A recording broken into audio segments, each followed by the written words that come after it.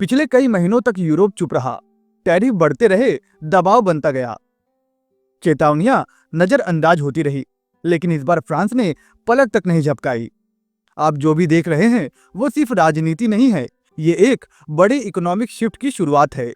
और इस वीडियो के आखिर तक आप समझ जाएंगे कि कौन जीतता है, कौन हारता है, और ये पल पूरी दुनिया के लिए इतना अहम क्यों है। हाल ही में दुनिया की राजनीति में एक ऐसा फैसला सामने आया है जिसने कई देशों को सतर्क कर दिया है।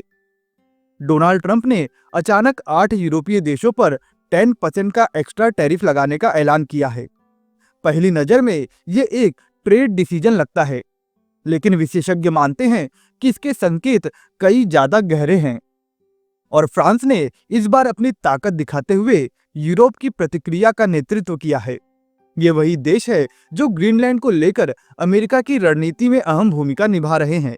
ग्रीनलैंड आज सिर्फ बर्फ की जमीन नहीं है, बल्कि ग्लोबल पावर बैलेंस का एक अहम संकेत बन चुका है।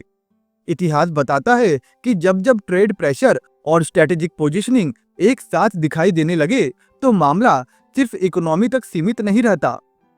सवाल ये नहीं है कि ये टैरिफ क्यों लगाए गए हैं, असली सवाल यह है कि इसके बाद शक्ति संतुलन किस दिशा में जाएगा।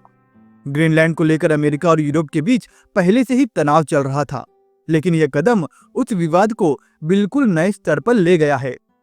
आमतौर पर ऐसा माना जा रहा था कि यूरोप इस बार नरम रुख अपनाएगा, क्योंकि पिछले करीब एक साल से यूरोपीय नेता ट्रंप को नाराज न करने के लिए काफी झुकते नजर आए थे। लेकिन इस बार फ्रांस ने हिम्मत दिखाई और यूरोप की प्रतिक्रिया का नेतृत्व किया। डेनमार्क के नाटो सहयोगियों ने तुरंत ग्रीनलैंड में सैनिक तैनात कर दिए हैं।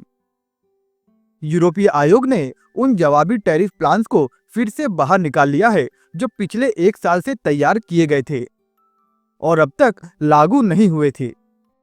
वहीं फ्रांस के राष्ट्रपति इमैनुअल मैक्रोन खुलकर यूरोपीय नेताओं को ये समझाने में जुट गए हैं कि अब वक्त आ गया है ईयू की ताकत दिखाने का, जिसे वे ट्रेड बजूका कहते हैं। फ्रांस का यह कदम साफ संकेत है कि यूरोप अब सिर्फ बातों से काम नहीं चलाएगा। असल में ट्रंप के ग्रीनलैंड को लेकर बढ़ते दबाव के जवाब में यूरोप ने कुछ बड़े कदम उठाए हैं जो अमेरिका और यूरोप के रिश्तों की दिशा को बदल सकते हैं। और सबसे बड़ा कदम था सैन्य मौजूदगी बढ़ाना। पिछले हफ्ते ही 7 यूरोपीय देशों ने ग्रीनलैंड में अपनी सेना भेजी। साथ ही डेनमार्क ने यह भी साफ कर दिया है कि आगे आने वाले समय में वहां उसकी सैन्य मौजूदगी और मजबूत की जाएगी। हालांकि सैनिकों की संख्या अभी ज्यादा नहीं थी और इसे अमेरिका के खिलाफ कदम नहीं बताया गया, फिर भी ट्रंप को यह बिल्कुल पसंद नहीं आया और ट्रंप ने ट्रूथ सोशल पर गुस्से भरे पोस्ट करते हुए यह कहा कि ये देश बहुत ही खतरनाक खेल खेल रहे हैं।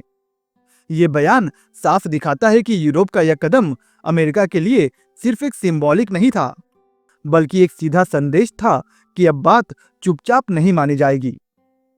वहीं आर्थिक मोर्चों पर भी बड़े कदम उठाए गए। अमेरिका और यूरोप के बीच होने वाले ईयू यूएस ट्रेड डील को रोक दिया गया है। जुलाई में जिस डील को मंजूरी मिली थी उसके तहत यूरोप अमेरिका से सैकड़ों अरब डॉलर का एनर्जी और दूसरा सामान खरीदने वाला था और बदले में अमेरिका को यूरोपीय बाजार में कम टैरिफ मिलता। लेकिन यह डील अभी यूरोपीय संसद से पास होना बाकी थी और अब ग्रीनलैंड विवाद के बाद इसका भविष्य लगभग खत्म माना जा रहा है। ग्रीनलैंड विवाद से पहले ही यूरोपीय संसद के कई बड़े ग्रुप इस डील को लेकर असहज थे। उनका मानना था कि यह सौदा यूरोप के लिए फायदेमंद नहीं है और इसे ट्रंप पर दबाव बनाने के लिए इस्तेमाल किया जाना चाहिए। शुरुआत में वॉन डेर लेयन की पार्टी भी इस डील को आगे बढ़ाने के पक्ष में थी, लेकिन ट्रंप के नए टैरिफ के बाद उसी पार्टी के नेताओं ने भी साफ कह दिया है कि इस डील के पक्ष में वोट नहीं देंगे। इसका मतलब साफ है कि यह डील अब लगभग रुक चुकी है और अब यूरोप का अगला कदम सीधा हमला माना जा रहा है। यूरोप ने उन जवाबी टैरिफों को फिर से सक्रिय करने पर विचार शुरू कर दिया है जो पिछले साल तैयार किए गए थे। अगर टैरिफ लागू होते हैं तो अमेरिका से यूरोप को होने वाला करीब 93 बिलियन डॉलर का एक्सपोर्ट प्रभावित होगा। खासतौर पर कार, एरोस्पेस और एग्रीकल्चर सेक्टर को निशाना बनाया जाएगा। यह वही सेक्टर है जो ट्रंप के राजनीतिक समर्थन के लिए सबसे ज्यादा अहम माने जाते हैं। वहीं ईयू का एंटी कोरिएशन इंस्ट्रूमेंट यानी एसीआई अब तक का सबसे खतरनाक कदम बताया जा रहा है। यह कानून खास तौर पर उन देशों के खिलाफ बनाया गया है जो अपने बाजारों का इस्तेमाल राजनीतिक दबाव बनाने के लिए करते हैं। इसी वजह से इसे ईयू का सबसे खतरनाक इकोनॉमिक वेपन माना जाता है। एसीआई के तहत यूरोप अमेरिकी कंपनियों की यूरोपीय बाजार तक पहुंच को सीमित कर सकता है। इस कदम की सबसे बड़ी बात यह है कि यह सिर्फ सामान के व्यापार तक सीमित नहीं रहेगा, बल्कि अमेरिकी सर्विस सेक्टरों को भी सीधा नुकसान पहुंच सकता है। सर्विसेज कंपनियों के लिए ईयू जैसा बड़ा बाजार खोना आसान नहीं होता। इसीलिए अगर एसीआई लागू होता है तो इसका असर टैरिफ से भी ज्यादा गहरा हो सकता है। दोस्तों, अब सवाल यह उठता है कि यूरोप अचानक इतना सख्त क्यों हो गया है। इसकी पहली वजह खुद ट्रंप की ग्रीनलैंड से जुड़ी मांगे हैं। वह एक ऐसे इलाके को अमेरिका में शामिल करना चाहते हैं जो साफ तौर पर खुद ऐसा नहीं चाहता। इतना ही नहीं, इसके लिए सैन्य दबाव बनाने की बात भी कही जा रही है।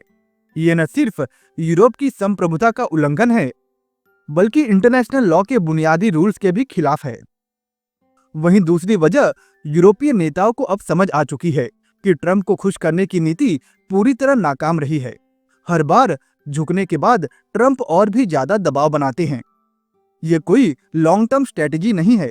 सिर्फ एक साल के भीतर ट्रंप टैरिफ से आगे बढ़कर सीधे इलाकों पर कब्जे की धमकी देने लगे हैं। इसी वजह से यूरोप में यह सोच मजबूत हो रही है कि अगर आज नहीं रोका गया तो कल हालात और भी खराब होंगे।